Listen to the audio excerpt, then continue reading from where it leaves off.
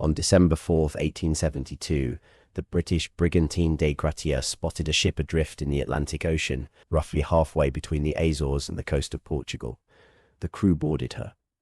What they found defies all explanation. The ship was fully seaworthy, her sails partially set, her cargo of industrial alcohol completely intact. There were 6 months of food and water aboard. The captain's log sat open on his desk. The last entry dated 10 days earlier, noting nothing unusual. The crew's personal belongings, their clothing, their pipes, their sea chests, were exactly where they had left them. But every single person on board, the captain, his wife, his 2-year-old daughter, and all 7 crew members, had simply vanished. The ship was the Mary Celeste. And 150 years later, nobody has ever explained what happened. The boarding party from the Dei Gratia, led by Captain David Morehouse, found a ship that should not have been abandoned. The Mary Celeste was under partial sail and making way, sailing herself across the ocean. The only thing missing was the small lifeboat, which had been properly launched. Below deck, the scene was even stranger. The galley showed signs of a meal being prepared. The bunks were unmade. The captain's chronometer and navigation instruments were in place. His logbook lay open, with the last entry placing the ship near Santa Maria Island in the Azores. There was a small amount of water in the hold, about 3.5 feet, but not enough to threaten a ship of her size. Nothing suggested panic. Nothing suggested violence. Nothing suggested any reason to abandon a perfectly seaworthy vessel in the middle of the Atlantic. 10 souls vanished from the Mary Celeste. Captain Benjamin Briggs, his wife Sarah, their 2-year-old daughter Sophia, and 7 crew members. The ship herself was in excellent condition.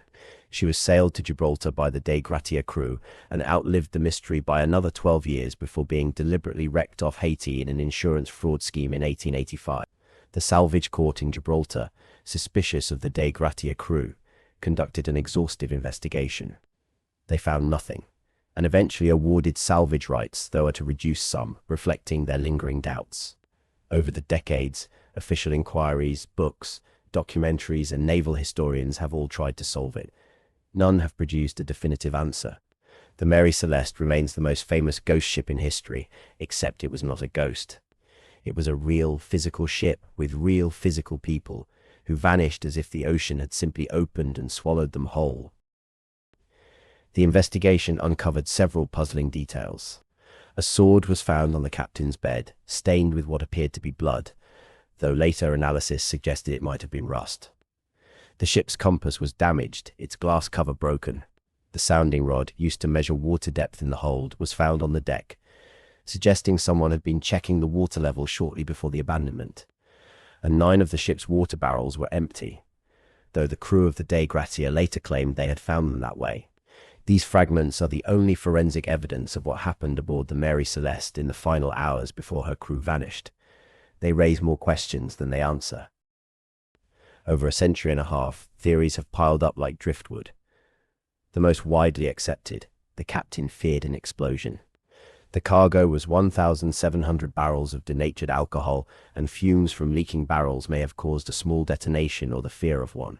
Captain Briggs, a cautious and experienced sailor, might have ordered everyone into the lifeboat, tethered to the ship by a line, and then the line snapped. The ship sailed on without them, and the lifeboat was never seen again. Other theories are darker. Piracy, mutiny, an attack from the crew of the Dei Gratia themselves seeking salvage money, a rogue wave sweeping the deck, a sea monster, a waterspout, a tornado over water capable of pulling people from a ship without damaging it. Each theory explains some of the evidence. None explains all of it. Benjamin Spooner Briggs was not the kind of man who made reckless decisions. He was a devout Christian, a devoted husband and father, and a respected captain with an unblemished record. He had captained multiple vessels without incident. He was known for his caution and good judgment. He had even previously given up command of a ship he considered unseaworthy, refusing to sail until repairs were made. This was not a man who abandoned a perfectly functional ship without an extraordinarily compelling reason. The fact that even Benjamin Briggs chose to leave the Mary Celeste, taking his wife and child with him into a small open lifeboat in the middle of the Atlantic, is perhaps the most disturbing detail of all. Whatever he saw, whatever he feared, it was worse than the open ocean. 3 pieces of evidence tell the clearest story we have. The logbook, its last entry, dated November 25, 1872, is completely routine. The ship was at 37 degrees north, 25 degrees west, near the Azores. No mention of trouble. No sense of urgency. Just a normal entry from a captain who expected to write another one the next day. The lifeboat. It was properly launched from its davits, not torn away by a storm or wave. The crew left deliberately, in an orderly fashion, not in panic. And the sword. Found on the captain's bed, stained with something. But the stain was never conclusively identified. These 3 clues point in every direction, and none. They are the sound of 10 people vanishing without leaving a single clear explanation behind. The world's oldest temple, deliberately buried. A book no one has ever read. A colony that vanished, leaving a single word carved in wood. And now the Mary Celeste, a seaworthy ship found adrift in the Atlantic, her cargo intact, her crew vanished without a trace, and the ocean never gave up a single body or a single answer. The sea keeps its secrets. This one, it has kept for over 150 years. Follow for more forgotten weird history.